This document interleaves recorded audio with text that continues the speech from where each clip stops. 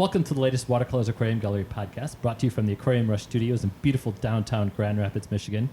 My name is Ben. I'm Amy. And I'm Charles. We have a special episode today. We have some special guests from the University of Dayton. Yay. How you doing, guys?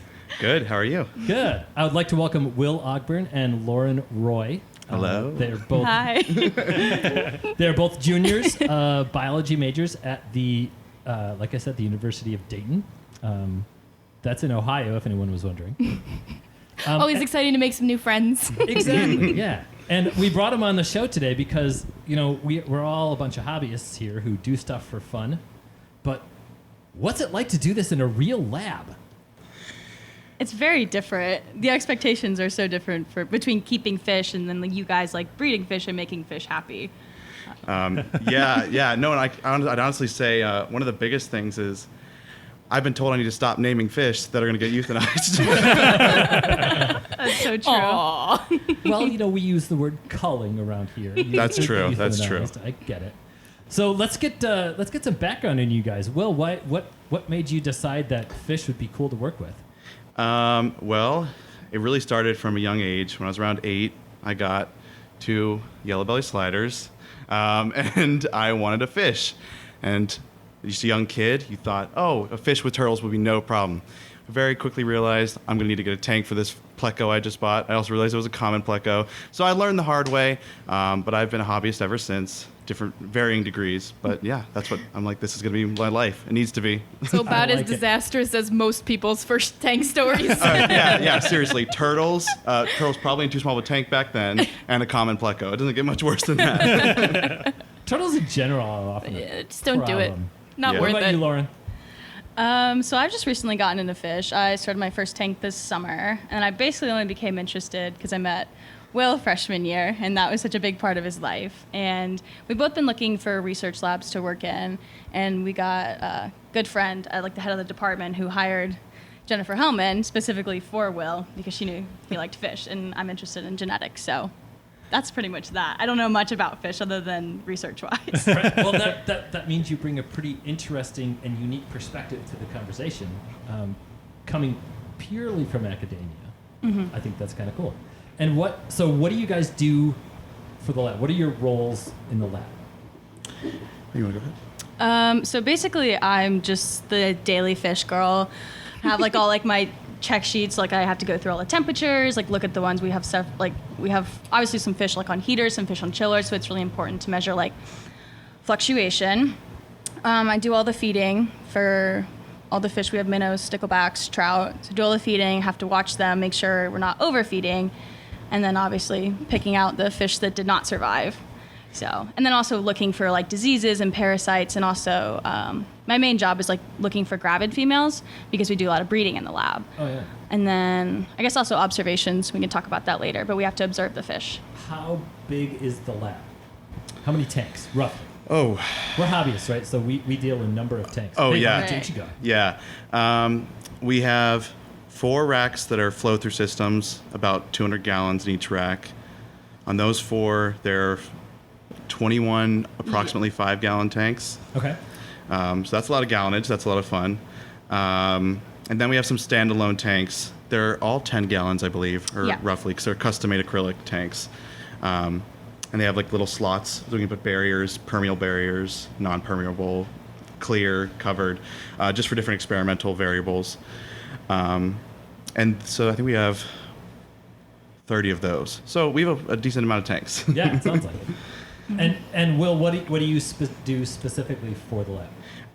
I've been doing a lot of the water chemistry, in charge of water changes. I was very excited to get one of those 100-foot long python water changes. It makes my life a lot easier, yeah. not doing the siphon with the mouth. I think every fish keeper in the world, when they first get their python water changer, gets excited. Oh, yeah. And I have never actually owned one personally until after we got one in the lab, and I'm like, okay, it's time for me to get one. This is too easy.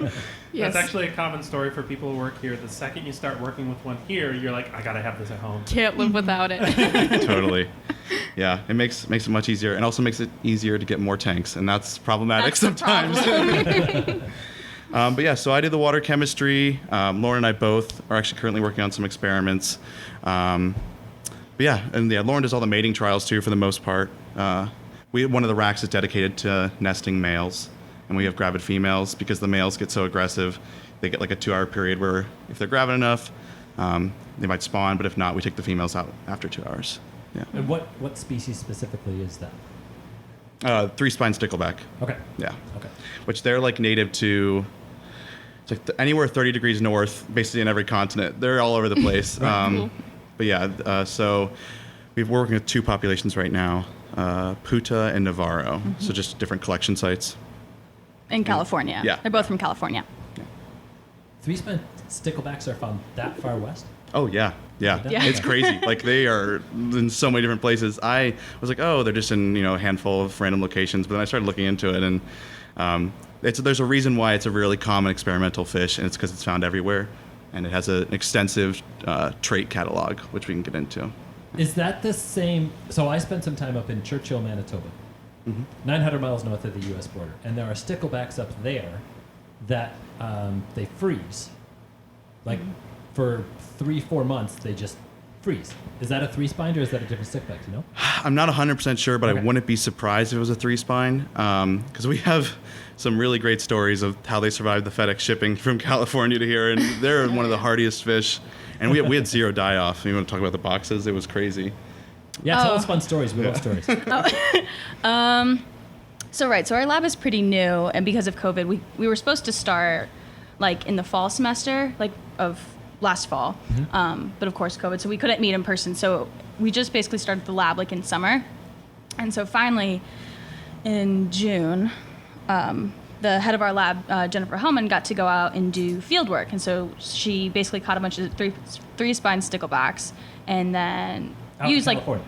in California, in Puta, and so yeah, basically, so she was gonna ship them back, and obviously, like all over, it's fragile, like live fish, like do not throw, and so they show up, and we're super excited because we finally have fish. Well, they show up a day late. Well, one box showed up the first day. Oh, right. One box showed up. One showed up a day late, and they were both not in the original box. And even that box was just completely beaten up. Like the crushed, coolers were soaked. just like warm. We thought that like they were all going to be dead, and we actually had like no die off. Yeah, I don't think we except lost for, a like, one single that fish. How Yeah. many fish were shipped? 200-ish. Wow. Wow. Yeah, I know. Which, and like that was actually considered a very small starting batch in a lab, Right. especially when you're working with wild specimens. You got to account for some loss with parasites, which even still, I think like total we've lost 3 fish, just from things that have been lingering. But when you consider that import, that's probably a pretty good ratio. Yeah. So what you say you're monitoring for disease, right? Lauren, that's one of your jobs. Is it the same common diseases that we're used to in the hobby? I mean, is ick the number one thing you're looking for? Yeah, mainly. I also have to we have to like isolate some, like if we know that they're gonna, be passing away, because like we've seen like dropsy and stuff like that. Also just like looking for parasites, even though like they can't really complete their life cycle, like with these fish, like it's still best to separate them just so we can see like, is this female gravid or does she have parasites? And if we, we can separate them. So a lot of just that, but we haven't had really any disease problems, which is also really kind of crazy. Yeah. Yeah. Pretty impressive. No, totally. I think honestly the most common thing we sometimes see is fin rot, simply because, and mostly in the females that go through a spawning trial, because the male will get a little aggressive, there'll be a little fin nip, and then it might develop some type of infection, but usually nothing ridiculous. What does a spawning trial go like? You want to explain that? You're the one that gets to do it all the time. So basically, I'm in charge of feeding. So we have to, basically to fatten them up and to get them to spawn, they have to be fed pretty consistently, but you have to be careful not to overfeed them, right? Because food will rot. So just feeding them a lot of bloodworms, which they really seem to like. And then every other day, they'll be, like I have to check the tanks and count all the fish. And they'll be, gravid females. And it's really easy to tell because it looks like just like a little square. Like you can see so I basically take those. We have to obviously we have to mass them before, we have to take the length, have to mark them. And then we basically look for males that have like really well put together nests. Because some of them, some are better at making nests and some are worse. So some will just like float around, some will make, Some of them have dirty socks all over. Yeah, exactly. it's like a frat house. Yeah. So basically, we throw them in there, and usually they will spawn within 30 minutes, and that's the most crucial period, but we keep them in for 2 hours, just in case. But yeah, and then we have to mass her after. We usually give her own separate tank because it's obviously really stressful. And then, medicate or just keep an eye on her if she gets like nipped or something. What do the males make the nest out of? So we have, like little like kind of to-go boxes. We kind of like just cut those in half. It's like a little tray. Yeah, they're like little raspberry containers you'd get in a grocery store. Yeah, that's perfect. Yeah. And so we just fill those with sand, put them in the tanks. We have these like fake plants we made out of like mesh and like just kind of wrapped it up, and then hair algae. And then they take the sand and like poke the hair algae in, and they can secrete this, I don't know if you want to call it like an enzyme that basically kind of like it's combines all the hair algae together. So right, it's not just like floating. It's essentially a natural glue that they make to keep their nest together. That's so cool. Yeah, and they sometimes they get really creative. We've had this problem where, because the idea is that we'll get them to spawn in this little sandbox essentially. So then when we remove the eggs, because we don't keep them in the nest, we let the dad parent. They do show parental care. We let them parent up to day 5. And day 5 is typically when they start hatching. So that's when we will break down the nests, remove the eggs, put them in basically an egg tumbler. I don't even know where I was going with that. But the problems that we have are because it's super easy to observe them when they're in those trays, but they started making nests in like the fake plants. So like we can't see inside to like see what parental care they're doing. And it also makes it so much more difficult because when you take the eggs out, they have to still be wet. But to take like a fake plant, and to try to still keep it wet while also looking for eggs and separating them is like next to impossible. Yeah, and they're just really problematic. They take some sand, spit it in there so the plant weighs down, and they just go as deep in there as they can and lay their eggs. It's really cool. Both parents show parental care, or now you separate? But yeah. In the wild, do both parents show parental care, or is it just the males? I think it's just the males. Okay. Typically in the wild, I think there usually is like a cluster of females per male, like they have their territory. Okay. But yeah, and I think the males do show parental care after hatching, and it's mostly just like picking up, spitting them back in the nest if the fryers start moving around. But as soon as they come free swimming, I think for the most part the dad's done and he's trying to spawn again. Right. Yeah. Just How maintaining frequent- that cool bachelor pad that all Exactly. the ladies are gonna circle around. Yeah. Clean up the dirty socks. Yeah, kids aren't a good look. Not if there's someone else's kids. Well, right, yeah, exactly. Have you ever seen that meme about the jerk rat that ruins the data set? Like I have. yeah. Like your stickleback spawning and like the fake plant sounds like that meme. Oh no, exactly. So it's like, okay, well we can't even say, we took the tray out with the nest. Oh, we had to scrape their nest off of the plant into the tray. It messes up the methods, and then sometimes you worry about like observing them and like if they're messing up the data. So it's like, do we void this or do we keep it? Yeah. Well, and like honestly, especially when they're on that day 5 stage, and that's what we started with, and typically it's fine. We've actually found that for some reason, this population's eggs are hatching a bit quicker. So we considered removing on day 4, but at least for our current experiments, we're sticking with day 5 just to keep it consistent because that's how we started it. But yeah, we take notes when they nest in plants. We're keeping track of the fry success rate. And that typically is due to the female, not the male, which is kind of interesting. I mean, you have a bad parenting male who doesn't fan enough or just like lets the nest collapse, which that would usually result in a poor yield. But typically it's actually the females, and the more stressed they are, or just if they're not as fully gravid, it's typically relying on the female's eggs. Mm-hmm. How big is a typical clutch? I think the desirable one, and what you will get with like a good one, is like 60 to 80. I would say our average is probably around 40, but we have had a couple like fake ones where either the dad did a really poor job or the female like dispersed her eggs around the tank, not actually in the nest, where we see the dad doing parental care, the female looks skinny after we removed her, but typically there's actually no eggs. And so that's a real pain because we have to keep the tank, isolated once we remove the dad, and we're just like waiting for Fry to show up, and they typically don't. Yeah. And what are you studying? Like, what's the whole... So it's transgenerational plasticity, and I have some quick definitions to help. So plasticity is just the quality of being easily shaped or molded. And transgenerational plasticity specifically can be broken down into 2 different types, behavioral or phenotypic. And what happens is, based off a parent's environment, there can be direct results and changes in the offspring, either behavioral or even morphological. And the way they act or the way they look. Exactly. Yeah. Sorry, I just meant to break that down. I had definitions for that too. But yeah, exactly. That's the simple way to say it. Yeah. So there's several different ways, and there's still so much to learn about it in terms of what can be accessed through different pathways, and maybe it's more than just phenotypic or looks or behavior. But it's such a new science. There's so much to discover and so much to learn. Yeah. So you mentioned you take the fry away from the father before they hatch. Mm-hmm.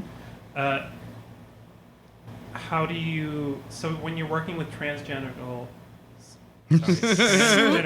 plasticity, how do you account for the effect that might have on the offspring? So the example I'm going to give is Epistogramma cockatoides females actually imprint on what a good male should look like based on what their father is. And so if you have like a more red male, as like they did trials in an experiment where they moved fry from males that were blue and had a red male like raise the clutch, and the females in that cohort had a preference for red males over blue males. Interesting. Because they were raised with a red father. Mm-hmm. I've never heard of that, particularly with the cockatoides, but that's really interesting. Does that basically mean they like the stepdad better? It's just more of their imprinting on the individual that's providing parental care. Yeah. Yeah. So yeah, that's actually it's a really good point, because what we're doing with those is we're actually just completely voiding the parental care past, so that what the fry can observe is parental care. Because we are going to be looking at, this is more just generation. So these fry that we're generating right now need to be like a blank slate. Mm-hmm. So we want no imprint on them, because their offspring, the fry, so the F2, are going to be what are the next round of experimental fish. So when we get the wild ones in, we don't know any of their background, any of their possible stressors in their environment. So it's really important that we just generate some fry that are a blank slate in lab. So I read a couple papers leading up to this podcast. I was actually really surprised that at least none of the stuff I read referenced epigenetic changes. Yeah. Yeah. Because I really expected that from when someone says transgenerational plasticity. I really expected that. Well, transgenerational plasticity actually is not genetic, and that's what's like really hard to wrap your head around sometimes. Well, neither is epigenetics. Oh, yeah, no, true. Yeah. Yeah, that is weird. Yeah, I think it depends on the studies, because there's this one book that we're reading, and I sent it out, so you feel free to look at it later. Yeah. But that breaks it down, and if I'm going to be honest, the answer that book gives you, it's like, it's not that helpful, because it's just like, well, this might be correlated, it might not be. Like, we don't actually know. Was that the one where it was like, it's really hard to make a correlation because there's so many variables. Exactly. Like, any sort of correlation you make might not mean anything. And I was like, oh, well, that's helpful. Right. Every chapter is like that. It's like, here's this new problem, and at the end, it's like, everything we just said could be completely like false. And so it's like, what do you do with that info? It's all like, oh, we have theoretical examples in the wild, but we have not been able to replicate or prove it in a lab setting. It's like, well, then what are we looking at here? Yeah. Well, and you're talking about like personality and behavior, and that's all super subjective. Exactly. But it's also stuff that has really big implications for us as hobbyists too. Totally. So it's really exciting to see that kind of research taking place and to be able to have the opportunity to learn from it. Yeah, and I mean, you mentioned the hobbyist perspective of what this type of research can mean. And my thing right at the bat is like, I know very few hobbyists that haven't like shown interest or even had their hand at breeding fish. And while there's, I don't have a concrete example for hobby fish necessarily, it's interesting to think about like, what are the parental environments we're giving our fish that we're breeding? Like, are they in too small of a tank? Are you not doing your water changes? That those are stressors. As well as other interactions with other fish in your tank. Those are stressors that might directly impact the offspring. Or trying to maintain a colony of Brichardi versus trying to maintain a pair. Yeah. Does having more around affect that? And that's one of the papers that was on your site, basically. Mm-hmm. Yeah. Well, I know Charles read some of it, and it's some really interesting stuff. And and that was actually Dr. Hellman's. I think it was one of her thesis papers. And it's funny because we were in a fish store down by us, and she's like, "Oh, that's my research fish," and because it was one of some African cichlid, Neolamprogus. Polker. Polker. Oh, yeah. Polker, not Brichardi. Yeah, yeah. The cooler one. Yeah, right. I'm like, yeah, cichlid would be a little bit more cool. It would be a cooler fish than these gray sticklebacks. I don't know. Sticklebacks are pretty cool. No, they are, and you know That's what? why we name them. Yeah. Yeah. Well, and that's one thing. The naming, it's getting progressively worse for me, because sometimes they do have really unique behaviors and personalities, even in a fish, that you can notice. And we're taking all this data about how they're behaving, and just little side notes whether, oh, he showed good parental care. Oh, he's fanning and all this. And like there was this one that literally did not leave his nest even till day 5, which typically we see the parental care drop off. So I named him Bird because he spent so much time in the nest. But then he was another one that I found was going to be part of another experiment where he might not be around much longer. Yeah. We even noticed that in some of the fish around here and some of the breeding that happens in the breeding lab and incidentally down in the tanks downstairs. I don't know if you guys saw those silver angels that are down there. Oh, they're beautiful. They are so angelfish in the wild have a great level of parental care. The further you get from wild type angels, the less parental care you're going to get as an angelfish breeder, typically. Yeah, that's because they breed them badly. That's my genuine opinion on it. But even some of the pretty solid, what we would call fancy strains of angelfish that have been in the hobby for generations, the level of parental care is almost non-existent. Yeah. That pair down there, that is the most parental care I've ever seen from a pair of domestic strain angels. Yeah, most angels are basically like, lay the eggs, kill everyone else in the tank, and then forget about them. Or eat the eggs. Yeah, or eat the eggs. Or lay eggs on the heater, which Yes. That's pretty common. then they just get angry and then no fry. So Yeah. That's when you get hard-boiled eggs. yeah, exactly. I actually worry a lot about hobbyist breeding practices because of stuff like that. Like the stuff like loss of parental care through generations should not happen. And so, like, as we're But like, okay, one of the big and this is something that I actually wanted to bring it around with the sticklebacks as an interesting observation with the parental care levels that you're studying with sticklebacks. One of the things that happens when we are as hobbyists or even on a commercial scale breeding fish is we're trying to get as many of those babies to survive as possible, which of course so are the sticklebacks, right? Only we're way better at it. Right, we have fancy egg tumblers and Yeah, exactly. live cultures. I know a lot of the clownfish breeders, they're regularly getting a 96% success rate to saleable size. So 96% of the eggs their pairs hatch are going to a pet store to be for sale. Almost the exact opposite of what's going to happen in the wild, right? Standard rule of ecology, a stable population is going to remain stable. It's not going to increase or decrease.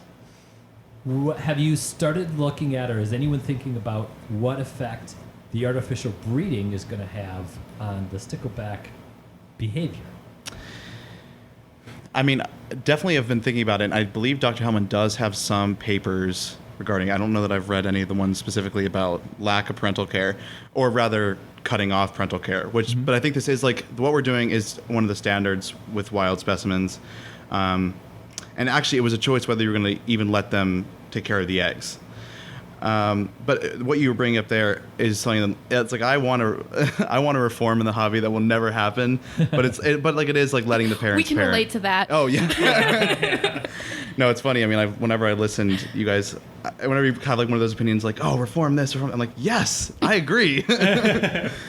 Half of the things you guys say, we're like, oh yeah, we heard that on the podcast. So you'd love to see more of basically developing those parental behaviors and letting things take their natural course versus removing and raising everything? Yes, because here's what I'm going to say. On a hobbyist level, that's what we want to see. That's like one of the most exciting parts, seeing that mom epistogramma, flaring her fins and calling her babies in. And actually, since epistogrammas are relatively new, I don't know that any of that's really dropped off yet. But depends on the strain. I suppose that's true. Yeah, I'm sure triple reds. Not the way that it has in, for example, angelfish. Right. Yeah. But But yeah, I would love to see more of the parental care. And obviously, for like a wholesaler or a fish farm, they don't care about that. No. It's a profit, or like that's what they're trying numbers. to get. Yeah, exactly. It's numbers. So yeah, I'm asking for a reform that I don't believe will ever happen. Yeah. Well, and one of the things that like I think it's lost on a lot of hobbyists is that a lot of the times that a spawn fails, well, a parent is taking care of it. There's usually a good reason, like, oh, these fry, like, parental fish are way better at identifying. Wow, these fry are terrible. They are not going to make it. So I'm just going to eat them and then just start over. You know, which sounds really harsh, and it is. But generally, fish parents are a little bit better at identifying what's wrong with that, like, little bit minuscule thing than we are. Sure. Well, even something in the wild where a fry that's too good at wandering away from the nest is going to that's get natural eaten. selection. Right. It's going. It's not like it might get eaten. No, that fry is. Yeah. That thing is going to get eaten. Yeah. And that fry being raised by hobbyists is possibly less likely to be a good parent. Yeah. So, Amy and I have had this debate a few times. So we've Oh noticed no! that Don't put us in the middle of your argument. Yeah, no. It's not like Too late. Yeah, too late. We've often speculated on why captive strains of fish seem to be a little bit more aggressive than, and this isn't true for all species. There's some Particularly the species is tiger barbs. yeah, or That's like, the worst one to me. like German rams. Yeah, German rams. Mhm. Are far more aggressive than the wild ones, and so we've had a little bit of back and forth on whether we're incidentally breeding for aggression by breeding for the quote-unquote prettiest fish, or do you think it could be like one of those transgenerational things where it's like we're breeding and accidentally breeding for bad parents, and that's like removing some of that social structuring? Yeah. I mean, look, stressed out parents, unless, not in all cases, but a stressed out parent could totally be more likely to produce angrier babies. To produce a psychopath. And the angrier babies could be the ones that like fight for breeding more, or like the ones who do get to breed and pass on their. Yeah, and like even if you go back to the farms breeding for numbers, it's a great possibility that because they're trying to preserve as many as possible, that we're just getting a full spectrum. And so that would be the same thing Lauren just said. When you get that full spectrum, the ones that don't die in shipping, like will be the more aggressive ones or the hardier ones. But then the ones that are going to want to fight for breeding are going to be the aggressive ones. So it's almost like naturally a too aggressive tiger barb might get eaten by something else because he's going out of the school more. Or Yeah. you know what I mean? There's other factors like that. There's in the wild that we're not replicating necessarily in the hobby. So my answer is I think it's a combination of all three things. Adding in fishing for numbers. And if you have those three adding up, I'm sure it'd be much more significant of a change than just like accidentally selecting through one or the other, just one way. Yeah. Honestly, the biggest example I feel like I see of that lately is guppies.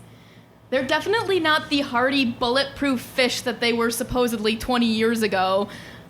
Oh, yeah. The for number sure. of bacterial infections, bloat problems, like constant fighting and struggling, fin nipping, those kinds of things you see on guppies now, I hesitate to give them to beginners, and they're probably the most bred fish in the hobby. Yeah. Not always called enough either. Right. Yeah, no, I completely agree. And I think you maybe, I don't know, based off your experience, I've seen that most in like those pure bred strains. A lot of them usually come from Europe. Like honestly, even just like weaker swimming. Like you got a pair, what were they? Like blue Moscow Hawaiian something fancy. Yeah. And they're beautiful. They're awesome looking. But like that male can just struggle to swim sometimes because he has such a giant fin. And yeah, I don't even have any problems like with disease. But I have heard of this like guppy drop off in terms of hardiness.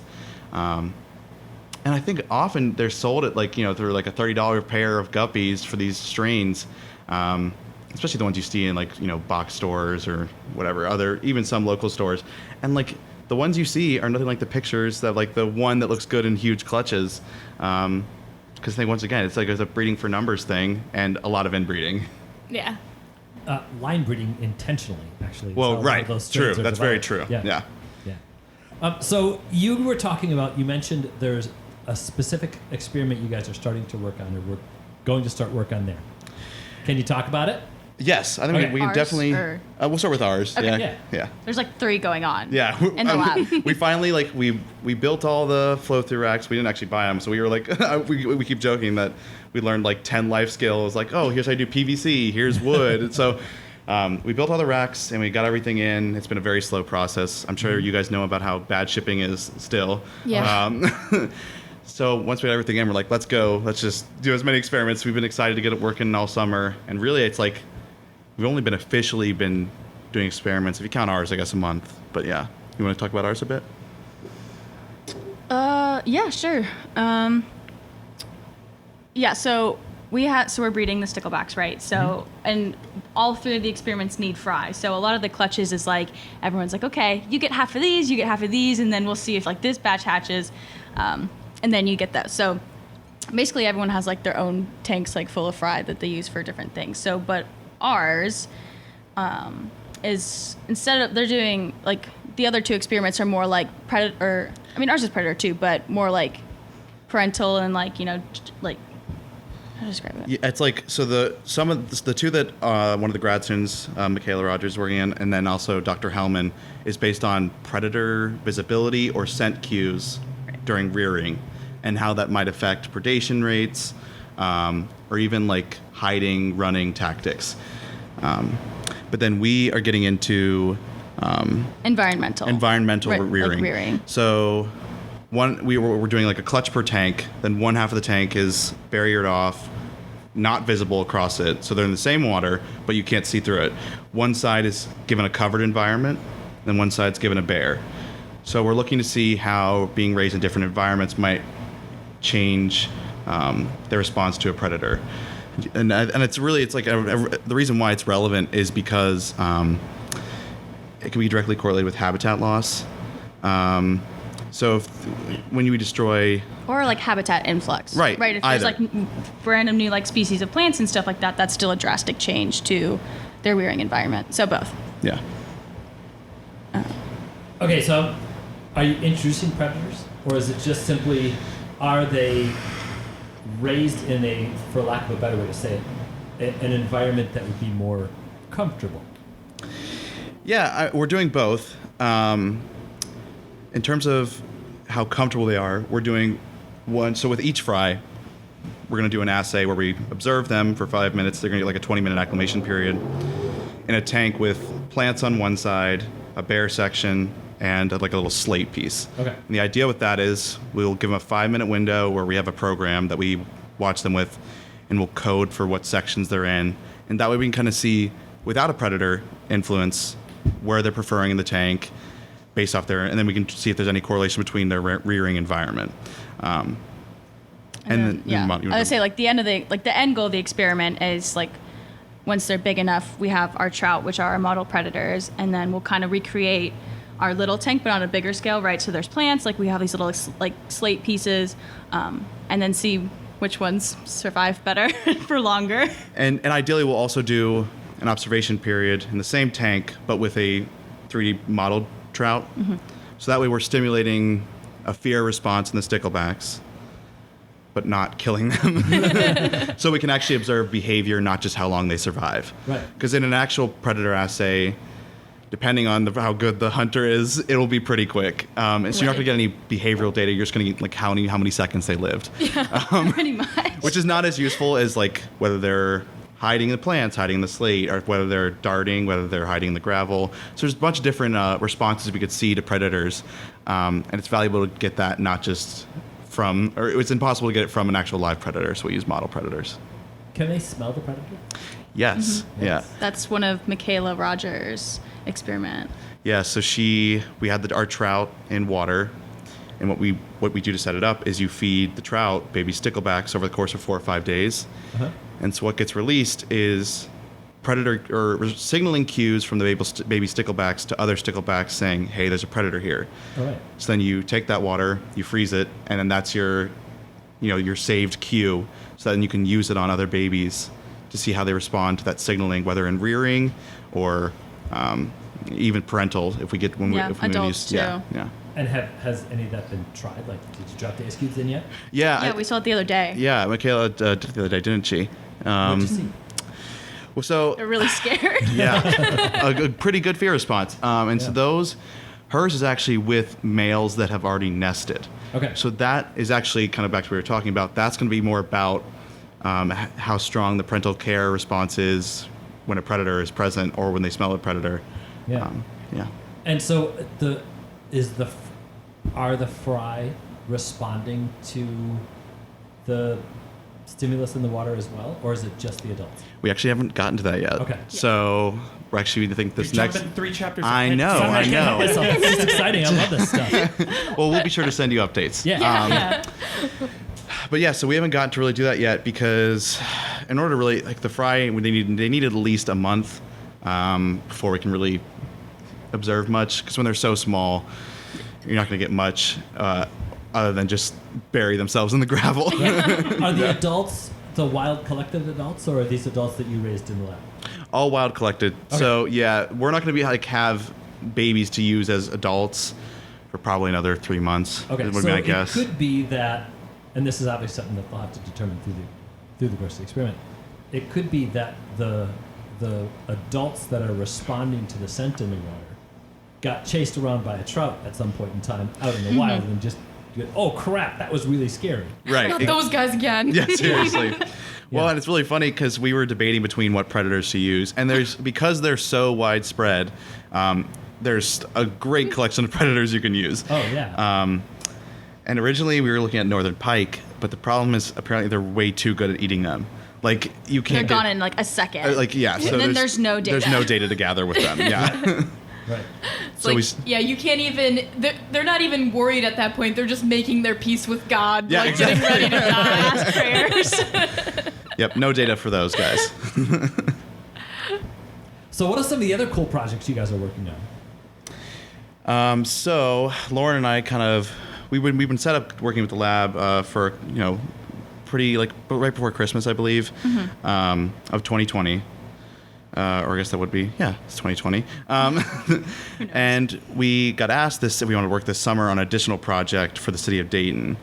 And so, you want to get into that?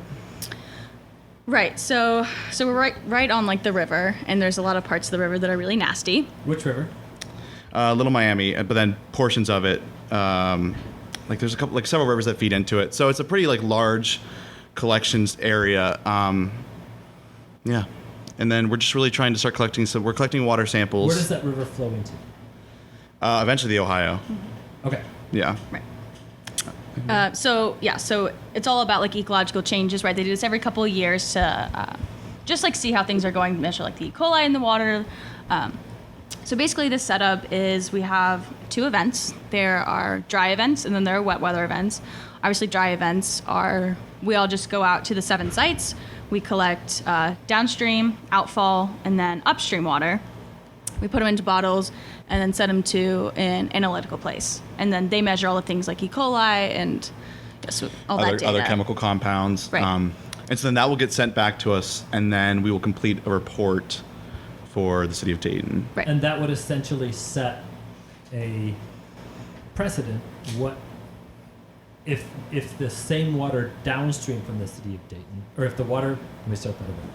So if the water is the same downstream from the city of Dayton as it is upstream from the city of Dayton during a dry event, that means during a dry event, the city of Dayton isn't having an effect on the river.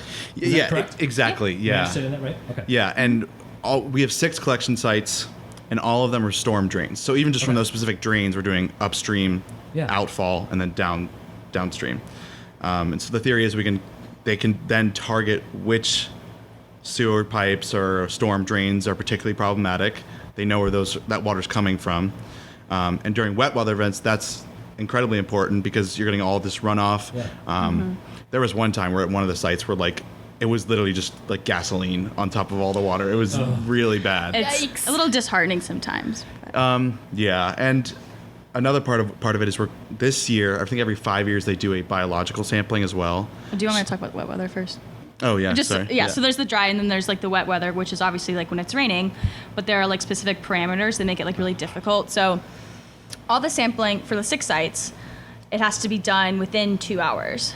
So you get 2 hours to do all 6 sites, Okay. which each bucket with filling up all the little bottles, and So yeah, within 2 hours of rainfall, and you have to make sure that by the end of it, there's going to be like 0.1 inches. Yeah.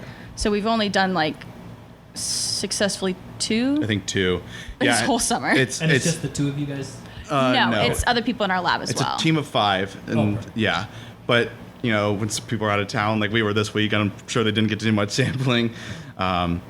Yeah, so Like, it's raining, start the A-Team theme song, let's go! exactly. Oh my God. But we can't do it if it's like dark out because there are some like not so great places. So it's like there's so many parameters to fit it all in. It's really Everything has to go right. Yeah, Yeah. there's a lot of conditions, and like it's an all-female lab except for me, and so it's like there's sometimes like, oh, Will should probably tag along for that site, so there's a guy present, just for safety reasons. But yeah, we don't sample in the dark. But yeah, just in general, there are a lot of conditions that, you know, have to be met. Exactly. Yeah. And there's been plenty of times, actually just recently, where like we were the most prepared ever. It was only going to be 3 of us on this sample, but it was a wet sample. We were going to make it work. It was expected to be so much rain. We had prepared all the coolers with our bottles ready to go. We were in the truck at 8 a.m. as rain started, and like it stopped in 10 minutes, and we were just sitting in the parking lot like, wow, what a failure. Good practice, guys, good practice. Yeah, exactly. We'll be ready next time. Because science is so clean and easy and precise, right? Yeah, exactly. Never. Exactly. People really underappreciate the just hell that people go through to collect just data. Yeah. Not even to crunch the numbers, just to get the numbers. Field work is the most awesome thing and then the worst thing in the world. Yeah. Just to collect samples. I mean, somebody had to go to California and catch 200 sticklebacks Yeah. for you guys.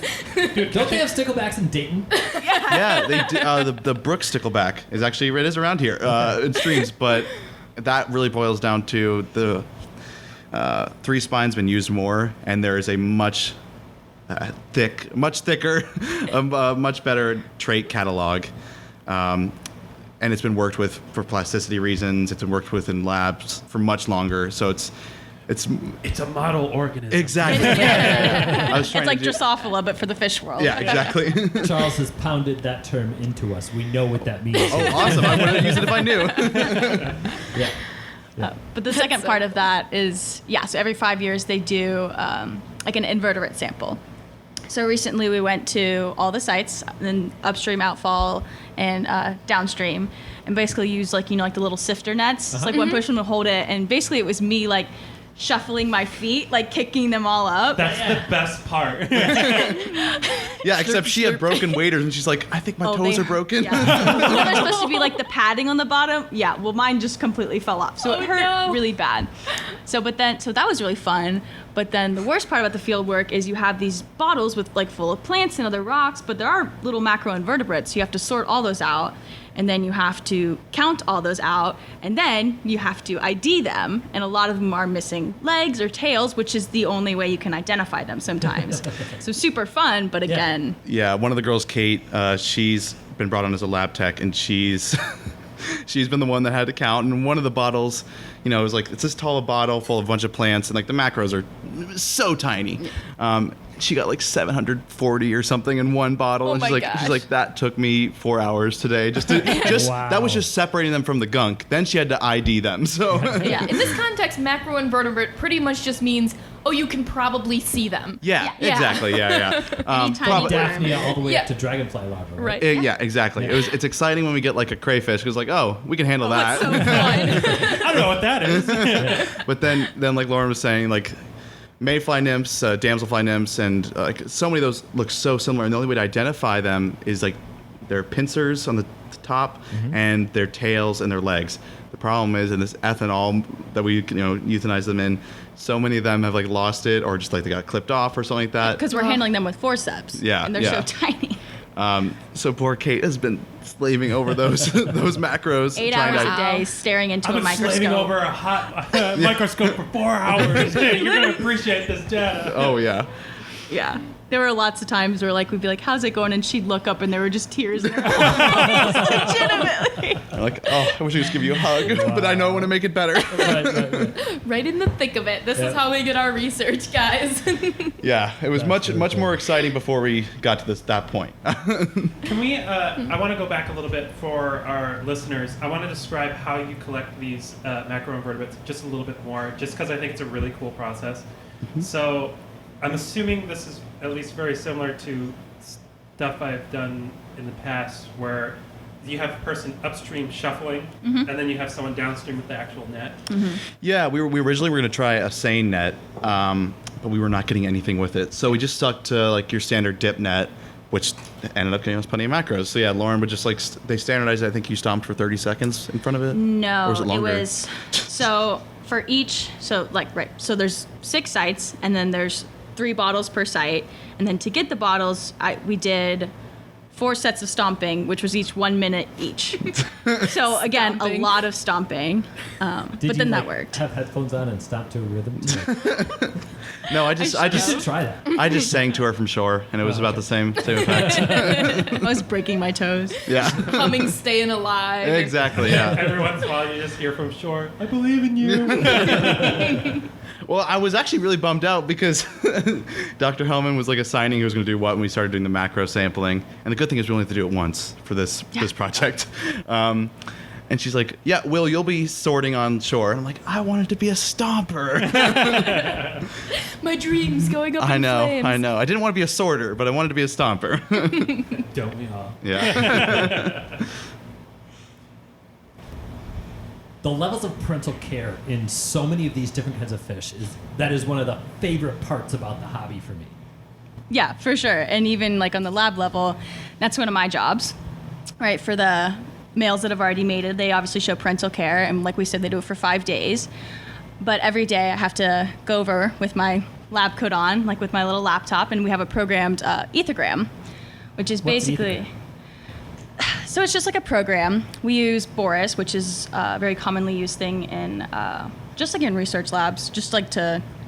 Yeah, it's like a behavioral catalog Right. that Okay. we code for. Like we'll have a key on the computer, and when it's doing this action, you can type that, and it'll record the time in that 5-minute trial of when it did it, and if you can choose state events or period events. If like Fish just turned left and blinked twice. yes, exactly. Don't worry, I know sticklebacks don't blink. Yeah. So is that coming from like, because ethology is like the study of behaviors and stuff like that. So is that same, basically it's an ethogram is a list of that. Yeah. Yes, No, exactly. literally. So basically, yeah, so I go over there. You have to wait 5 minutes because they'll freak out. Like if you move or they can see or they'll stop their parental care and then they'll just like poke at the glass. So you have to wait till they calm down. And then we basically I do a 5-minute observation where I look at, so some of the examples are gluing, like we talked about earlier. They kind of, looks like a little shimmy, like on their nest. That's how I was 'Cause, gonna like, describe it, yeah, too. because they secrete it like from like their belly, so like they kind of like do like a little shimmy. So I'd hit like the G on my keyboard, and that's a state event. Or nesting is just like when they go over, like they're a body length away, just kind of guarding it.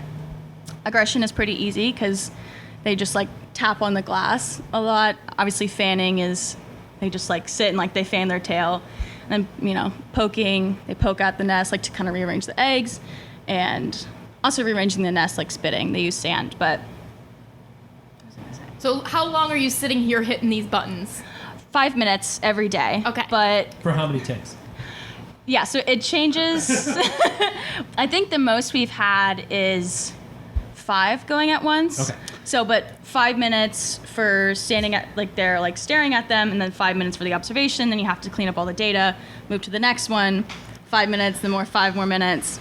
But what's really cool, and I think is something that Will's talked a lot about with the hobby, is that, and you've even talked about too, Charles, that fish have their own personalities. And they definitely have their own kind of parental care behaviors, and it's fun to kind of notice, like, oh, like we talk about it, we're like, oh, this male was like super aggressive, or we're like, oh my god, it was so cute. Like this guy's like exhaustivity was like 42%, like meaning like that's all like the behaviors he was doing. So it's just cool to kind of see that. So how do you prevent unwanted behaviors? I talk about this with Allie all the time. She's our coral propagation specialist, but she's also a puffer keeper. And You've I said know enough. if I were to go up to my tank and try to observe for 5 minutes, I would be like begging, still begging, just waiting for food. What do you do to keep yourself separated from those fish so that they don't just look at you and say, oh, the ones in the, I don't know, white coats, they're the ones who feed me? Well, yeah, so white coats is used like purely for observations, and I usually put my mask on when I'm doing observations. So, maybe, I don't know. I think, in my opinion, I think they can recognize my face because like when I definitely think they can. Oh, for sure. Because I'm the one who does the feeding, and if I walk over like with my mask on and like I need to count them, they'll all like swing to the corner. But if I like peek it down a little bit, they all come forward because they know I'm gonna feed them, so I can just like count them. I think it's Exactly. cute. Oh no, it's adorable. Yeah, and I was the one because we were like our first observation. Like it's like we have packed this lab with racks. I know we're gonna get into the lab setup. But the male rack is like in the back corner of the room, so there's not a lot of movement, and we can prevent that when we're doing observations. But I'm a bigger dude, so when I got back there the first time, I was like right on top of them, and I'm like, okay, first of all, I'm wearing a red shirt, which that's bad because that's like a male nesting color.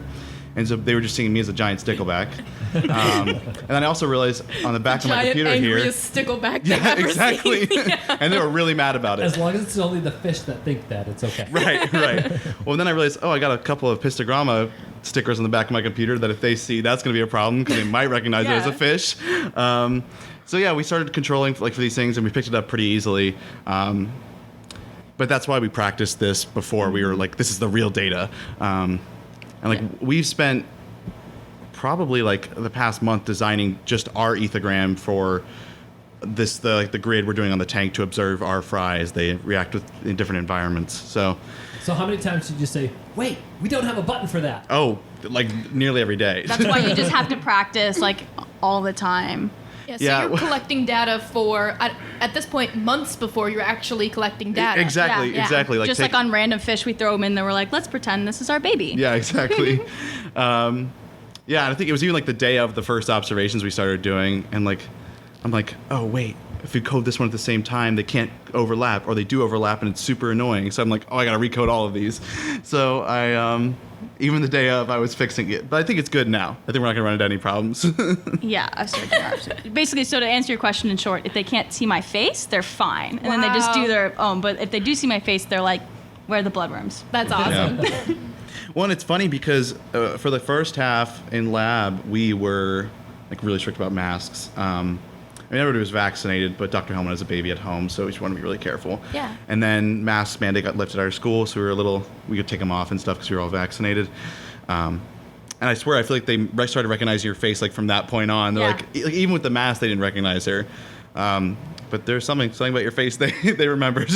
Yeah. I just like pull it down for a second. And I know, literally, they all come up. I've takes a seen it. It's second. crazy. There were definitely studies on that in archerfish, Oh, cool. but I don't know about anything else. I would say archerfish, I feel like, are probably really smart with Yeah. the calculations they run for But their I know I jet read stream. a study once where they showed them like different faces and they were able to pick out the individuals. That's amazing. I always thought I should use it to train them to shoot Ben when he opens up the tank.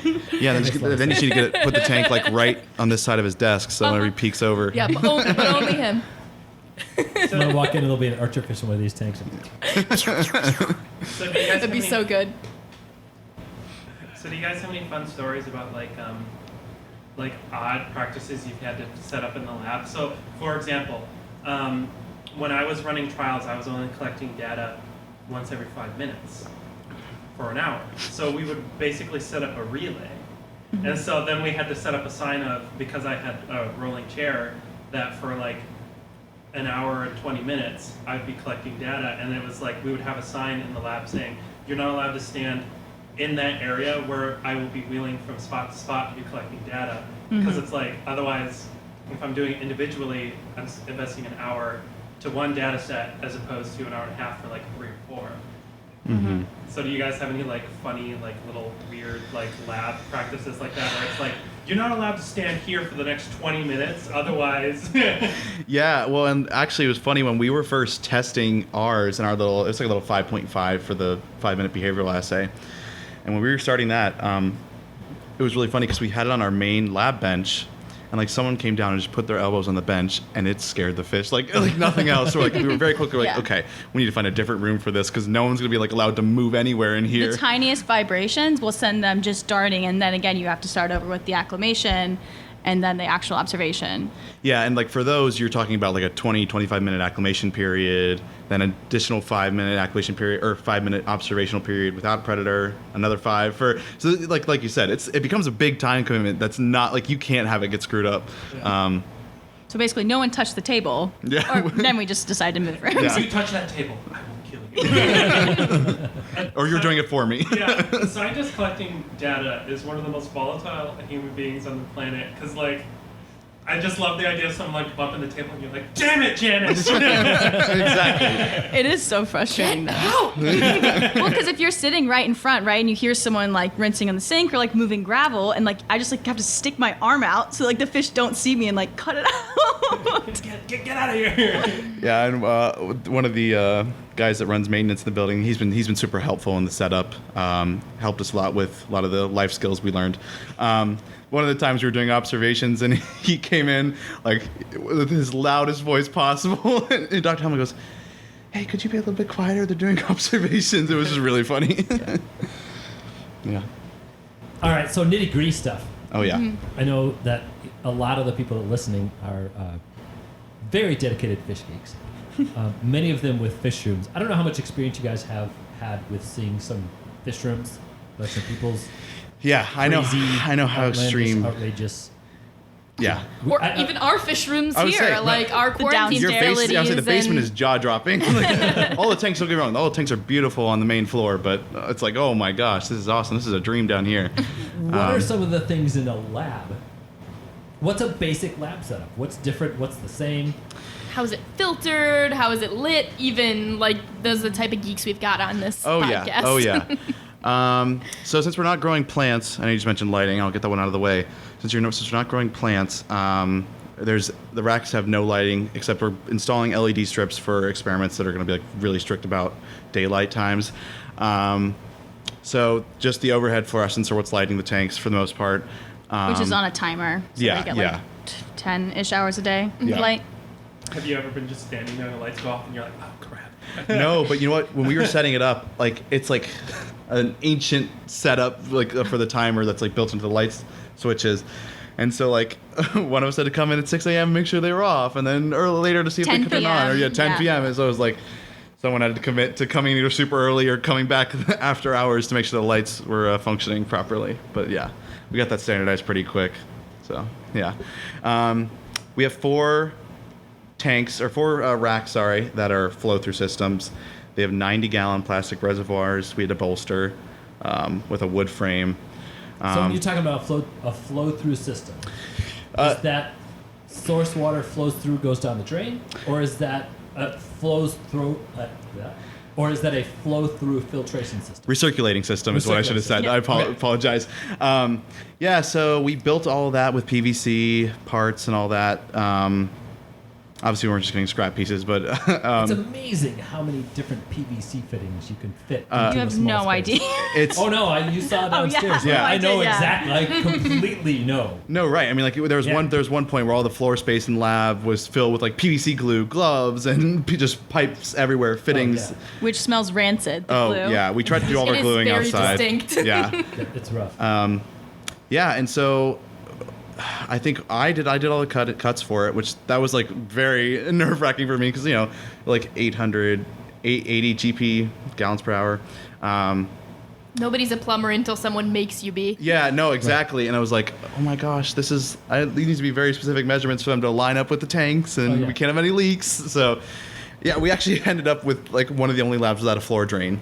Which that's already In a led fish room. Yeah, Right. yeah, and that's already led to one very funny story that I'm responsible for. So Okay, now you gotta share it because mine is at Grand Valley. We had the fish room that exists now didn't exist when I first started doing my grad research, and we were right above the chem lab. And one of our tanks was leaking, and I didn't know until someone in the chem lab called. It's like, what's dripping on me? And messing up my titration. yeah, exactly. exactly. No, thankfully we are in a basement. But this was right after we had set up one of the no fish were in the lab at this point, but we had just set up one of the racks, and we did several tap water runs through just to make sure there was no residue, PVC parts, and we'd siphon everything out. And so I love to multitask, and I was. I know how this ends already. I was filling up a reservoir with the Python. I was doing a lot of different things, and I'm like, oh, it's got a while to go. It should be good. Checking in on it occasionally. Because, 90-gallon reservoir that's pumping through all these tanks, it's like 200 gallons. Like, this will take a little while. And then Dr. Hellman comes in. She's like, hey, you guys want to go to lunch together? We have a great lunch. We're talking for like 45 minutes to an hour. Which is like the longest lunch we've ever had. Yeah, it was great. We had some great conversations. And we were walking back. We opened the door, like the big metal locked doors to this vivarium that we're in. And Dr. Hellman goes, is that water on the floor? It had dripped out of the lab hallway. into the hallway, going down the hallway into like the sealed vivarium. And we're like, oh my God. There was genuinely some parts of the lab, just because the floor's not perfectly even, that like had at least 3/4 of an inch of water in it. So much that you could start a siphon with it. Yeah, like, I was on the able to floor. siphon with the python off of the floor, which if that's able to happen, you screwed up. Something's gone very wrong. Yeah, my estimate's like it was at least 300 gallons. Oh no. 300 gallons spread out over a floor covers a lot of ground. Yeah, Yeah. and in the hallway. Yeah. It was quite impressive, and I was surprised I was able to come back the next day. But luckily we had a shop vac, and I was like Lauren said, I was literally siphoning off of the floor with the python. And I tell him to come empty the vac because I didn't want to. Yeah. I got a lot of favors out of it because I spent a lot of time Yeah. cleaning up his mess. Yeah. So that was a really unfortunate mistake, but. None of us have ever spilled anything. Oh so. no! It was more so like we were so excited to get our first. This was our first rack too. Yeah. There is a rule around the shop that if you are filling a tank, you will get in trouble if you walk away. Yeah. I don't care what else is happening. I don't care who else is there. If you walk away filling a tank, you're in trouble. And you will notice downstairs some clean spots on the floor. Yeah, that's when people broke the rule. Well, it's good because anytime we hear like a splash of water on the floor, both of our heads like dart in the direction. Oh yeah. Yeah. So I have a really nice built-in alarm now, and it's so good that I get nightmares about it. And I'm like, do I need to drive back to lab? Oh yeah. They make those that will send you an alert. Yeah, I know, because I recently just had to deal one up at the lake house because we had some crazy storms up there, and the crawl space started to flood. So I'm like, Yeah. I've got my first experience with one of those flood alarms. Yeah, they're worth it. Yeah. No, definitely. Fish Okay, room so nightmares that- are definitely something else, though. What was that? Fish room nightmares are definitely something else, though. Like, we've Yeah. all had them. We could do a whole podcast on that. We Oh, should that'd be sometime. fun. Here's a dream I had one time. Well, I'll send in my submissions. Yeah. Here's the fire I started. Here's the shock I had where I understood what it means when the left half of your body goes paralyzed. Oh God, I have a shocking story too. Not in lab. That was just personal. Here's the not inexpensive fish that we managed to successfully kill. Here's the one Charles. we blinded. Yeah. He listens to the podcast. Yeah. By the way. He knows what you're talking about. Dripped a bit too long. Right. Do you have a, I don't want to know the answer, but in your head, do you like, this person holds the record for the worst flood that's ever happened in my store?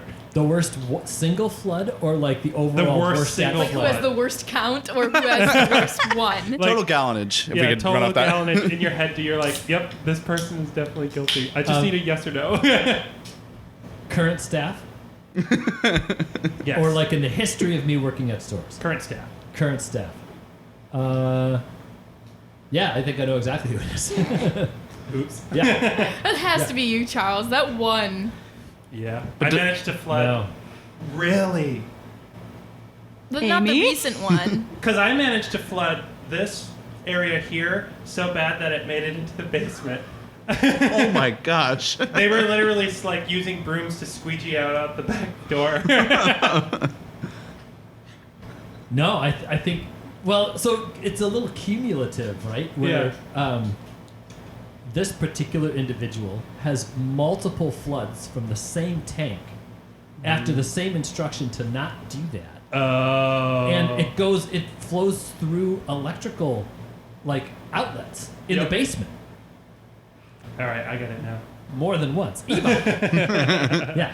Eva has flooded Big East tank more than once.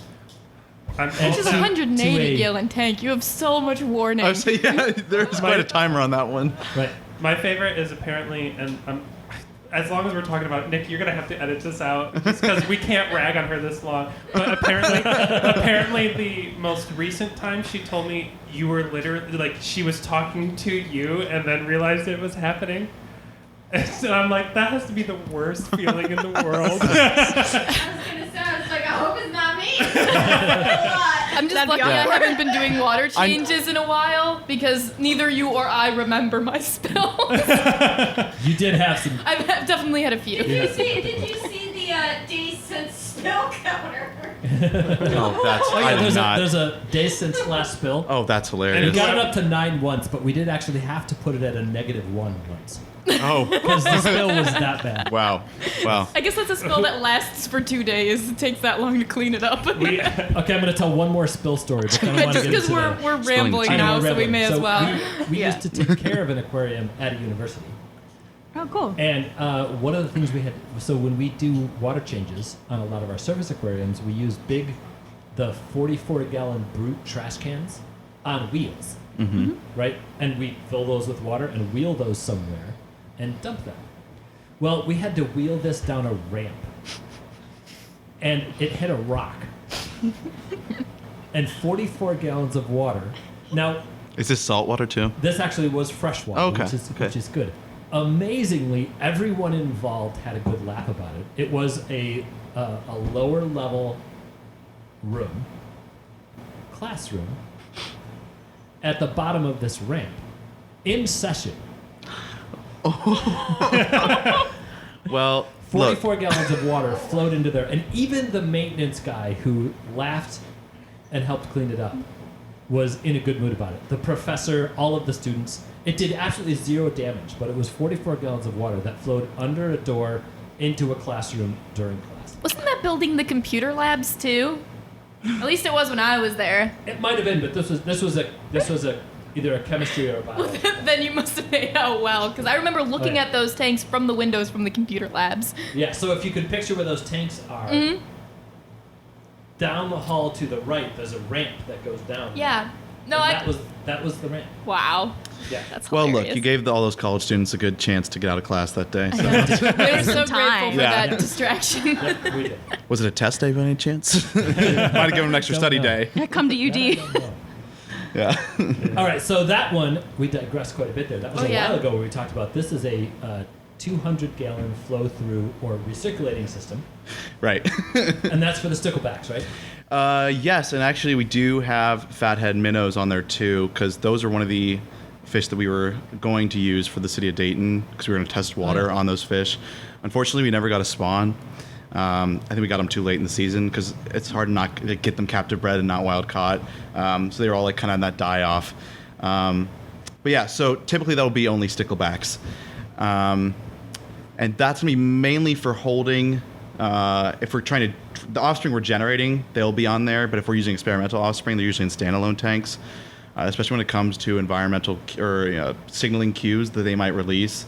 We can't keep them on a recirculating system because then it ruins those other fry in terms of what they've been exposed to. Right.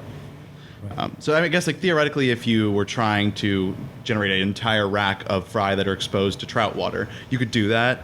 But then you got to think about how long are those cues remaining in just like on anything, and you just got to it'd be like ridiculous to do that thorough of a clean to make sure there's no cues left, and you definitely need to drain all the water. But yeah. Right. Temperature? So the puta are kept at just room temperature, but so we try to keep it around 70. We've had some problems with that. It's usually 70. Yeah, but typically we get them at 70, and so they have titanium heaters in there too with alarm systems. Year round? Or do you do seasonal fluctuation? So in the wild, they're used to seasonal fluctuation, but that 70 is like pretty good for keeping them like willing to spawn.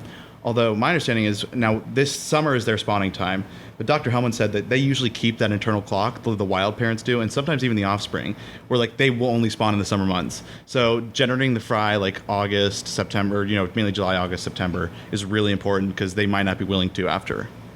I guess you'll find out. Yeah. Yeah. And the Navarro, they are a little bit cooler, and I think we're keeping them at 66. They're at 66. 66, yeah. That's the second type of stickleback we have. Right, and so those are on a chiller. Trout are on a chiller as Trout are on a well. chiller, We keep too. them 58, basically I as think. low as they can Yeah. go. What species is trout? Rainbow 68 trout. Rainbows? Okay. Yeah. Because we're not really trying to like trying to breed them or anything. Those are just our predators. Right. So we're just trying to keep them where they're happy and cool and not like dying off. Yeah. Right. Juvenile trout, adult trout? Yeah, juveniles. I think they're about 6 inches. Okay. Yeah, 6 inches is what we're working with because the sticklebacks, when we're potentially feeding them to the trout, are going to be really small, like maybe 3/4 of an inch, we might guess. If Or it, like like half that, an that's a inch. bigger one. Yeah. Yeah. Yeah. So those are just. So I think they're like a 55 right now. They probably will need a bigger tank, but I think the bigger idea is that we're going to cycle them out, go return them to the fish farm because they'll take them, and then get smaller ones. How do you filter a system like that? The trout. The whole thing. Oh, the trout. of it. The trout are on just a hang on the back. I know cartridge filters. I can't stand them either. But the recirculating systems, that 200-gallon reservoir is our filter, and it's been a lot of DIY little versions of how we do filter Sure. pads. Well, it starts off with like a big UV filter. You're right. There's So like the first- pump and then the big UV filter. Yeah, if we're starting with the pump in the reservoir, it first goes through a UV filter. And then up to the branches. Goes to the branches, feeds the tanks. The tanks do have a circle cut to the back, so we have a fixture that returns to gutters behind the tanks. Then, so that the water will return into those gutters, it pours down, goes up through a U-bend, and then it's back over the reservoir. Then we just drilled some holes in PVC so that it spreads out the flow, capped it on the end, and underneath it, I think they're like almost like garden mesh trays. And that's like that's been our filter pad. That's so, your biological filtration. yeah. Or is that mechanical? Well, the first one is mechanical. We have a big, we have like just those like standard blue mat pads.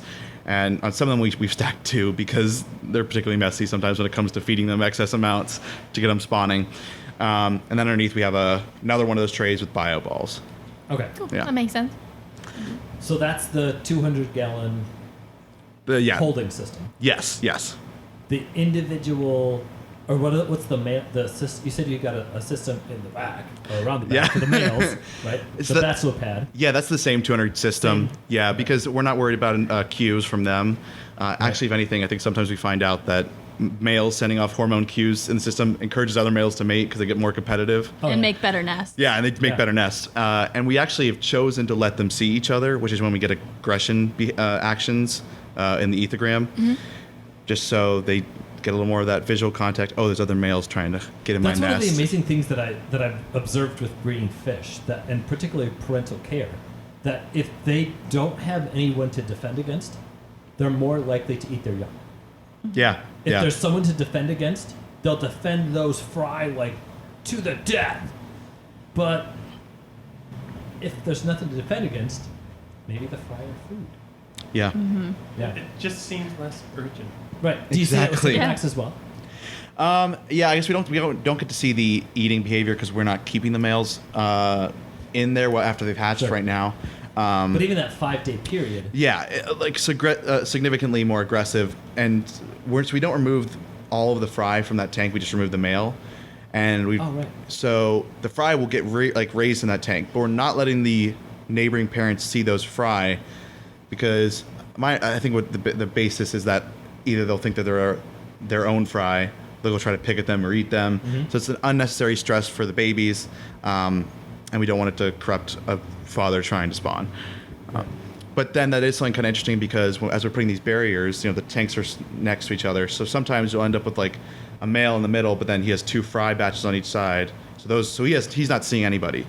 And just anecdotally, I think I could probably pull up the data too. But I've noticed that those males typically aren't as aggressive Interesting. because they're not seeing anybody. Yeah. They're just alone. Yeah. Right. Could be Nothing just to aggressive correlation. to. What's the Well, point aggressive of too, yeah. And I mean, even like a lack of parental care, like they're not fanning as much, they're not spending as much time in the nest. Because, like you said, there's no imminent threat for them. Yeah. It's more like, oh, just casual little white barriers around me, I'm all good. If I ignore these, they'll be fine. Yeah. Yeah. So what about where are the females kept? So we are keeping track of them after they've spawned, but the females are otherwise in the other holding tanks, which have some. The ones we collected from the wild, like they're all a variety of sizes. So we try to keep, until we've marked them, we try to keep a female in with smaller ones so we easily can identify the female. And what we do is we have little colored markers that you inject into under their skin. A little plastic tag. Yeah, it's basically what they are. And they have like a little binding solution we can put on it so it lasts more than like a month.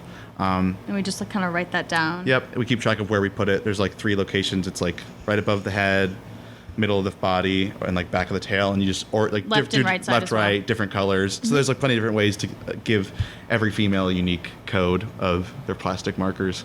And then we put them all into like 2 tanks, which we have duly noted the sorority tanks. Yeah, On the spawn and female. they're all very nice to each other, and they get to relax and heal from their possible mating wounds. Sticklebacks get along well. Yeah. Honestly, when they first came in was the only time I really saw aggression towards each other, and like the general tanks, the holding tanks. Like you'd have males sometimes like trying to latch onto females' tails, just try to because they're getting eager to spawn. Right. But other than that, the only aggression comes from nesting males that are eager to spawn. So when they're not nesting, pretty mild towards each other. Yeah, I would say so. And actually, funny story is that we don't give any of the males nesting material in the holding tanks. So if they're not like a selected male to start nesting, they don't get anything.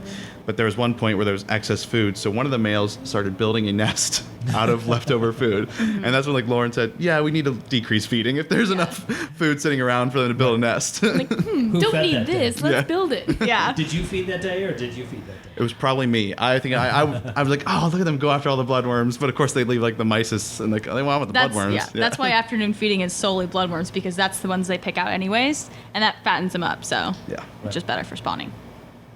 What water chemistry are you going for, and how are you keeping it that way? So we have a lovely RO system, which Okay. I always get excited about, because Ohio tap water, similar to you guys, is very hard. And But aren't sticklebacks used to that kind of water, or is the California population?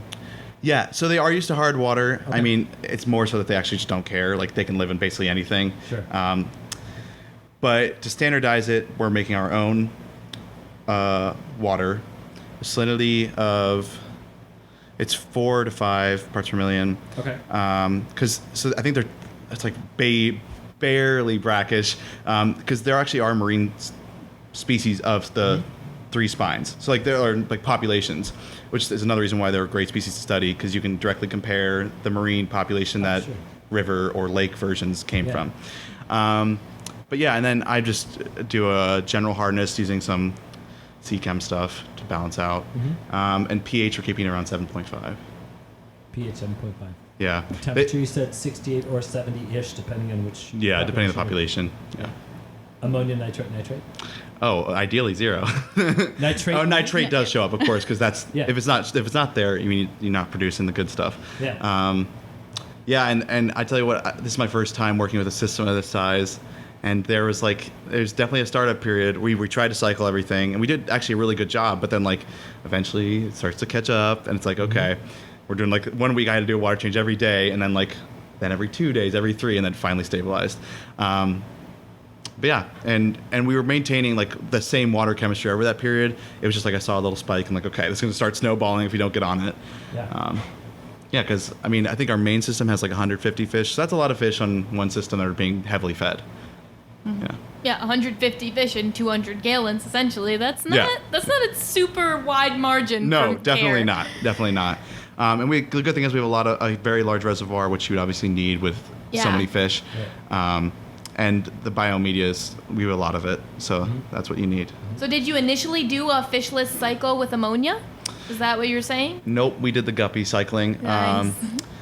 I've never actually done the ammonia. I know people that do it, and I usually stand by the guppies or just something that. I mean, honestly, we could have done it with the sticklebacks. They're hardy Yeah. enough. They might be hardier than the guppies around Yeah, at today. this point. But yeah, and it actually worked out because we did need temporary feeder fish for the trout. So We don't do a fishless cycle here either, really, but I was I just have- curious if you were trying to keep it that level of sterile. Yeah, I had one person the first time today come in and have a successful cycle with ammonia. Oh wow! Well, how long has it been done though? 'Cause The usually tank you has see been some set up stalling. for several months. Okay. And her water chemistry is perfect right now. But Nice. she was also by far the most conservative doser I have met of people trying that at home.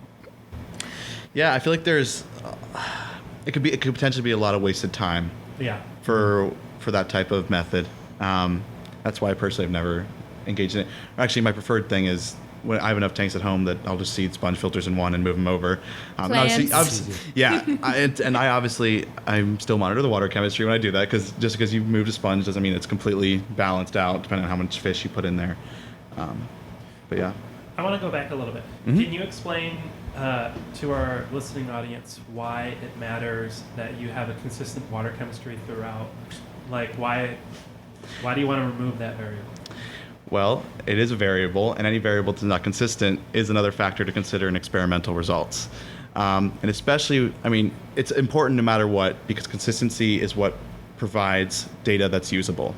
And it's especially important when you're looking at parental raising environment, because that is a stressor. If your ammonia is through the roof, they're either dying or they're stressed out. And that's something that the parent might try to prepare their offspring for, and that's a completely different factor that we're not looking to study. And actually, I think we are looking into getting mangrove rivulus, which that might be something that we would be looking into, because they are the only known hermaphroditic vertebrate. Wait, who is? I didn't hear that. What are you looking for?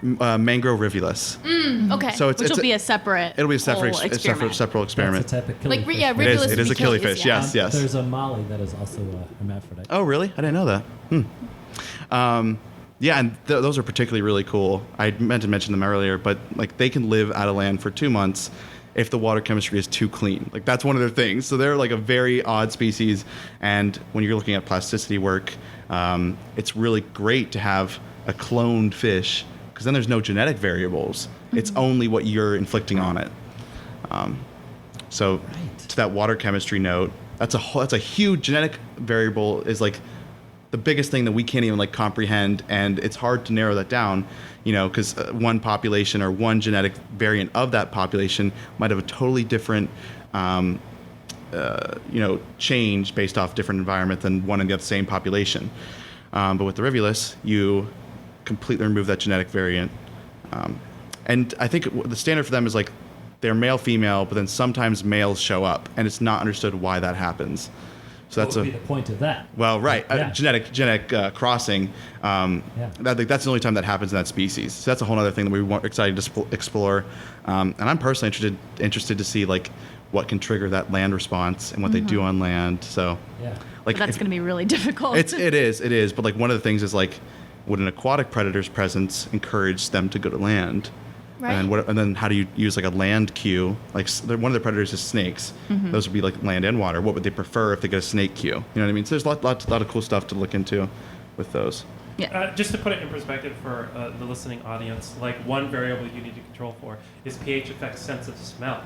Yep. So like if you're using predatory cues as smell, if you're not consistent in your pH, your entire data set is probably ruined. Yeah, exactly. Yeah, and that's why I'm using certain products over others.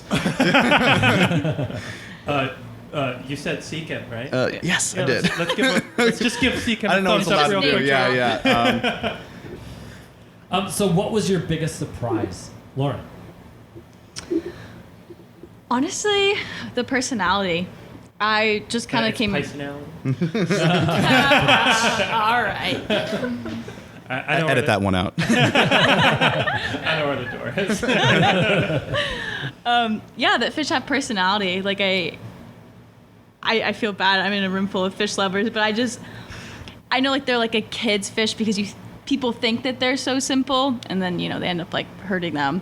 But so I just kind of thought they were just gonna be something simple. Basically, I'm just gonna be observing, taking data, doing numbers, which is a lot of what I do. But I don't know, getting to like kind of see all their colors and then see what the offspring do. And again, like the parenting is so awesome because you see the correlation between like if one's more aggressive or if one fans for like 90% of its time when he's in there, and how the clutch is affected by that. So I think honestly that fish have personalities and they recognize me, which I love, and I think it's so adorable, which is why I kind of set up my own tanks, and I'm loving it.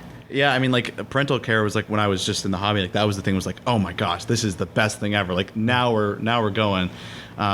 Like the first, I got the pair. Like I don't know, I was really young. I got a pair of cockatoides to spawn. I'm like, okay, I need to do fish forever now. Like, this is awesome. Well, yeah, and again, like how excited I thought I was going to be. Like, I didn't know I was going to be this excited because I never anticipated doing research as like a career. But then I started noticing, like, we get a spawn. Like, we look at the female and she's super skinny and we all yell out, we got a spawn, we have eggs. And then, like, again, like if eggs show up in 5 days, then we like celebrate again. So actually just how like exciting and fun it is, even though it's still research. Well, research is cool, but. Yeah, but different types of fun. Yeah. All the numbers go back to something, and it's exciting and important. It really is. Yeah. Well, exactly. And like, honestly, the thing I'm looking forward to is like when we do start to analyze these massive data sets, we have our little section of notes and we write about their personalities. Like, we're like, oh, like he recognized Lauren, or he was doing this a lot. He was really nice. It's like, and these are not scientific terms. That's why they're going in the notes. But yeah, it's gonna be fun to look back on that, because then when you're crunching these numbers, you have something to look back to, like, oh, I did enjoy this. Even though this might be a little pain to be crunching all these numbers, there's something really awesome connected to it, and that's why we're doing it. That's amazing. One of my favorite notes I've ever seen on like a data set was, I think it said PA 157 dash jerk face. I was like, okay. We definitely know that, Beautiful. because again, like sometimes we pull females out and then we're like, oh my gosh, she's got this, this, and this, and then we keep saying like I'll go by like and look at the nest, and I'd be like, yeah, this jerk one is like fanning a lot, or like he's a jerk, he's not doing much. Spit on his tank. So you do notice that, and I did not anticipate that. That's so Yeah. cool. What about you, Will? What was one of your biggest surprises? Yeah, so I mean, Lauren has a very different perspective from me. Is like, she just kind of got in the hobby kind of because of lab. So for me, that's a tough question. I would say like it's more of an extension of what I would like to, like what I used to do in my little fish room. Like, I was always taking like my little numbers and taking water chemistry and notes on every day, like a little diary. And it's like, I never realized how it could be what I was doing back then as a kid, but so much bigger. Mm-hmm. And then like that, my little diary was just for my personal use. And like, it's like, oh, I can take notes and know what to do in the future, what not to do. Whereas this has a much bigger reach and much bigger impact in like the scientific world. So I'd say that that's my biggest surprise, that what I was doing back then can be bigger and have purpose other than my own enjoyment. That's beautiful. I could appreciate that. Mm-hmm. My mom put a mask and snorkel on my face when I was 4 years old, and that's why Well, that'll do it. I'm here today. Yeah. I like that. This may or not make the final cut, just because it's kind of. Oh, yeah, I'm no gonna put you problem. on the spot a little bit. Oh. Do you guys have a lot of your research is based around phenotypic plasticity Mhm. or behavioral plasticity? Do you have a favorite example in the animal kingdom that Oh. isn't your research of phenotypic or behavioral plasticity? So just to give you guys time to think about it, I did write down an example of the aquarium hobby that's really well documented. So gold tetras, and this is Hemigrammus rodweyi. Almost all the captive bred ones have no color. Do you know why? No, Charles. Why? Tell us. The answer is because the gold color in them in the wild is a response to trematode parasites. They develop these guanine deposits in their skin, and that's what makes them gold. So the captive bred ones, since they've never been exposed to that parasite, they don't need to do that. So they have no color. Interesting. I had no idea about that. That's Isn't that really crazy? That's really curious. cool. Yeah. That's why whenever people are like, man, the captive bred ones are boring, I'm like, yeah, because they've never been assaulted by trematode parasites. Right. Yeah, I mean, honestly, the most common one that we've been like, it's because we're reading this book, is like the Daphnia one, which I don't know if you've heard much about that, but in high predation environments, Daphnia can develop a little helmet with a spike, which might make them less likely to be, preyed upon. And so, but some populations are locked on to either no helmet or a really big helmet just through selection, natural selection. But then there's also a plastic population that can do like no helmet or not as great of a helmet, but some helmet. And I guess the reason why I was so curious about this is because when we were doing our lab meetings and getting into discussions about this, I was like, okay, is this a population difference, or are we talking about speciation here? And I realized that I go down this pathway where it's like the what's a species question, which literally leads nowhere because nobody knows. But it's like, when does it become just plastic, and when does it become like a plastic trait, or when does it become a set genetic drift, or, you know, from a different population? So that's been one of my like favorites, just because it's made me question a lot of things. Do you want to explain? So I know someone is going to be listening to the audience, in the audience is going to be listening to you talk about the helmet, no helmet, and ask the question, well, if the helmet is beneficial in a predatory environment, why would you not make one? Because, and this gets into this theoretical cost that has not really been proven, but it's suggested. So it's that, why would you waste the energy to form this helmet if there's no predators? It's wasted energy, wasted time, wasted developmental changes. And like I said, there is a theoretical cost to it that's not necessarily like material enough where we don't have the mechanisms to figure it out. But that's the best theory for why you wouldn't develop a helmet regardless. Yeah. So just to explain to some people, in the scientific world, there's a really like black and white understanding of what a caloric budget is. And correct me if I'm wrong, but my understanding is that there are 3 things you can invest in. Growth, as in developing new features or larger features, or larger, like build muscle or not. Maintenance of tissue you already have, or reproduction. Mm-hmm. So any energy you're not spending in one of those realms, you can spend in reproduction or in growth. Or yeah, sure. Or whatever. And so in the hierarchy, it's like maintenance, then growth if you need to, and then reproduction. So any energy you're not spending on maintenance and growth, you can spend reproducing. Exactly. Yeah. Well, and then like for the ones that have picked their path for no helmet, there's never been a reason, if they're not getting preyed upon, there's never been a reason to have one. So why would they?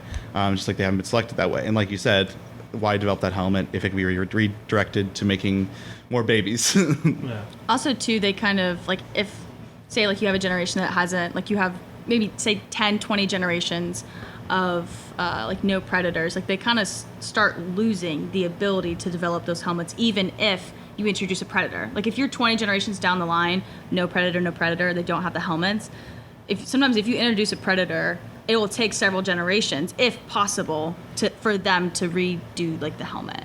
And then sometimes they completely lose it altogether. Yeah, and it's really interesting too with that same generation thing. If you have a population with no helmet that starts building up this helmet, the second you don't expose one of the generations to predators, they lose it completely. Like, it's just gone. I mean, they still have the ability to read for that code to make it, but like if their parents aren't preyed upon, they'll tell their kids, don't worry about the helmet. So and every mechanism has a different condition like that. Like, maybe it'll last forever, or maybe it'll slowly come down. And I think that's where it needs to go with the hobby in some ways. Is let's figure out what mechanisms the fish that people are looking to breed, how we could select for those traits if people want to, maybe without like doing lack of spinal cord mutations for balloon variants, or something like that. Of maybe we can avoid mutations that might corrupt a genetic code, rather just different readings of the genetic code already there. Just breeding the strongest and best. Exactly. Yeah. And obviously, I'm not trying to encourage extensive line breeding. I think it's important to refresh genetics when you can. But I think that could be a really cool variation. And actually, I asked Dr. Hellman about this because I was thinking about recessive genes and how you could potentially select for a recessive gene even if it doesn't have both alleles of it. So like take like a albino plecos. Like, I know those in the super reds are popular. If you cross an albino with a brown common male that has an albino allele still, you could potentially select for 75% of those offspring to be albino if you figure out what hormone needs to be introduced to select for a recessive. Now that's super complicated, and it's obviously not accessible at all. All the shrimp keepers are starting to drool right I'm now. sure. I'm sure. No more clear cherry shrimp. And it's like obviously there's not funding necessarily for that. I mean, I'll put in $5. Yeah, I'm there sure you go. 100 Okay, other so we're gonna people start a will, too. GoFundMe for everybody listening. Isn't that how we could figure out how to make super kids? Yeah. Exactly. So that's the biggest thing keeping me going. It's like there's so much new to learn, and there's so much that could possibly be applied to hobbies. not just outside of fish breeding too, like just the genetic realm. Let's just put it there. Yeah. But so much to the extent that it could affect people in a day-to-day life if we get there. So. What about you, Lauren? What's it? Do you got an example? Sorry, I just. I forgot. Yeah, what was the original question? The original again? question was, do you have a favorite example of like phenotypic plasticity that is not the research you're doing now? I mean, I guess, again, there's a lot of argument what plasticity is, but my friend has like rats, and this could just be like a learned behavior too, but I think it could apply. So she has rats, and so they're all female rats because like they can like live together, and they're super cool, super smart.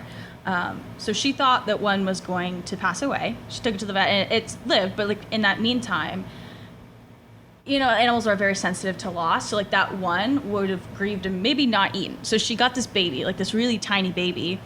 And so she kind of trained them to, when she takes them out of the cage and they're running around her bed, they don't use the restroom. And if they do, she just puts them back in their cage. And that's just like a reinforced like learning. So of course, like the baby, for whatever reason, the baby took significantly less time to learn that than like the first two that were just like adults. So I mean, could be that, could just be a learned behavior, but for some reason it took significantly less time, which is weird because that baby is also just a jerk. Yeah. You know. No, but that's an interesting thing you bring up. Like plasticity in mammals is not something there's as much literature about. Oh, yeah. And I don't know if there ever will be, or at least not for a while. But it's totally possible that maybe the parents were less handled of the little one or something like that, whereas the other ones were. So yeah, there's a lot there. Yeah. So much Or of it's learned- going to be interpretive. Oh, exactly, yeah, that's- exactly. And That's what I didn't think science was. I didn't know there would be so much interpretation and so much discourse about what a random thing is. Yeah. Some random Is that definition. fish being aggressive, or he's just trying to eat something? Like, you know, No, exactly. Yeah. Like you sit there and you're like, what am I supposed to do with that? No, And it can only be black or white on my data set. Oh, yeah. No, and like Lauren and I for the ethogram, we like had to sit together and do the first couple together because it's like we need to have the same idea of what an aggression is. Yeah. Because there's gonna be Is it times one where poke? Is it three pokes? Is it like a series of pokes is one aggression. So we standardized that as a series of pokes. But yeah, we had to be very clear about different interpretations and align ours so that we're not corrupting our data sets by having the wrong information based off interpretation. And these are the things our scientists are doing. Well, that's fantastic, guys. I really appreciate that. To me, some of my favorite takeaways are that really cool plasticity word that you keep using, Love it. and the specialization and what you can gain from specializing. I think that's a big hobbyist takeaway. So many, me included, are really bad at saying, I just want to focus on this.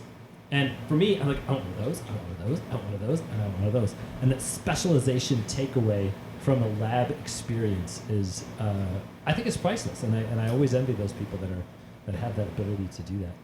And then just simply here's what it actually takes to really learn something. a lot? A lot of time, a lot of time and failure effort. too. Yeah. To experience something takes a little. To learn something takes a lot. Yeah. Absolutely. Will and Lauren, I cannot thank you enough for spending this time with us today. This has been a lot of fun, and hopefully 2 years from now, or a year from now, or once you guys have like brought it to the next step, I think we need to do a follow-up on this. 'Cause Oh, this is yeah. really- Oh, I'm I totally would down This for is love that. exciting enough for us because, again, we've been listening to you for a while. She's your number one So fan. I actually know don't all mind of coming back you. on. Well, for any of Cool. you out there listening, be sure to send in your questions. We'll definitely pass them on to Will and Lauren if you have anything for them to. Be sure to subscribe to our episodes here. Check out the Watercolors Aquarium Gallery YouTube channel. Check us out on Facebook, Instagram, TikTok. We're pretty much all over the place these days. As much as we could be. To all of you listening out there, thank you so much for listening to us tonight. And let's have lots of fun and keep those hands wet.